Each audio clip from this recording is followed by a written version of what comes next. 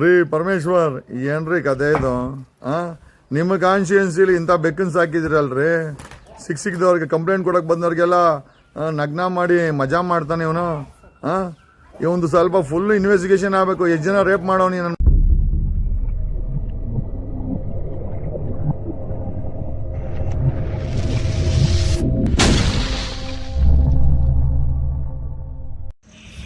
Police ಡಿಪಾರ್ಟ್ಮೆಂಟಲ್ಲಿ Madhugiri DYSP ಒಂಥರ ಉಮೇಶ್ ರೆಡ್ಡಿ ಇದ್ದಂಗೆ.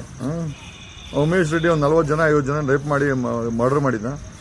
ರೀ ಪರಮೇಶ್ವರ್ ಏನ್ರಿ ಕತೆ ಇದು ನಿಮ್ಮ ಕಾನ್ಸ್ಟಿಟ್ಯೂನ್ಸಿಲಿ ಇಂಥ ಬೆಕ್ಕನ್ ಸಾಕಿದಿರಲ್ರಿ ಸಿಕ್ಕಿದವ್ರಿಗೆ ಕಂಪ್ಲೇಂಟ್ ಕೊಡಕ್ಕೆ ಬಂದವ್ರಿಗೆಲ್ಲ ನಗ್ನ ಮಾಡಿ ಮಜಾ ಮಾಡ್ತಾನೆ ಇವನು ಇವೊಂದು ಸ್ವಲ್ಪ ಫುಲ್ ಇನ್ವೆಸ್ಟಿಗೇಷನ್ ಆಗಬೇಕು. ಎಷ್ಟು ಜನ ರೇಪ್ ಮಾಡೋನಿ ನನ್ನ ಉಮೇಶ್ ರೆಡ್ಡಿನ ಜೈಲಿಗೆ ಹಾಕಿರಿ. ಹೈ ಲೆವೆಲ್ ಕಮಿಟಿ ಫಾರ್ಮ್ ಮಾಡಿ ಇವನ ಮೇಲೆ ತನಿಖೆ ಆಗಬೇಕು ಇವನ ಮೇಲೆ.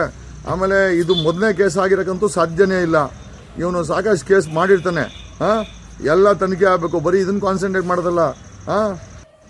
ದೇವೇಗೌಡರ ಮೊಮ್ಮಗ ಪ್ರಜ್ವಲ್ ಅವರ ಚಿಕ್ಕಪ್ಪ ಕಾಕಿ ಡಿಪಾರ್ಟ್ಮೆಂಟ್ ಯಾಕೋ ಮನ ಮರಿತೈತಿ ಆ ಯೂನಿಫಾರ್ಮ್ ಹಾಕೊಂಡು ಅಲ್ಲೆಲ್ಲ ನಾವು ರಿಸೈನ್ ಮಾಡ್ಬಿಟ್ಟು ಎಲ್ಲ ನಾವು ಹೋಗಿ ಆ ಬಾಂಬೆ ರೆಡ್ ಲೈಟ್ ಇರೋದು ಹೋಗಿ ಸಾಯಕ್ಕೇನೋ ನಿಂಗೆ ಇಲ್ಲ ಹಾಕೊಂಡ್ರೆ ಯೂನಿಫಾರ್ಮ್ಗೂ ಕಳಂಕ ರಕ್ಷಕರು ಹೋಗಿ ಭಕ್ಷಕರು ಆಗ್ಬಿಟ್ರೆ ಹೆಂಗೋ. ಪರಮೇಶ್ವರ್ ನೀವೇನು ವೇಸ್ಟ್ ಬಿಡ್ರಿ. ನೀವೆಲ್ಲ ಪೂಜೆ ಗೀಜೆ ಮಾಡ್ಕೊಂಡು ಎಲ್ಲೋ ಇಡ್ತೀರಾ. ಈ ಥರ ಕಾಮುಕರುಗಳನ್ನ ಕೇಪಬಲ್ ಹೋಮ್ ಮಿನಿಸ್ಟರ್ ಬೇಕು ಅಂತ ಅದಕ್ಕೆ ಹೇಳೋದು.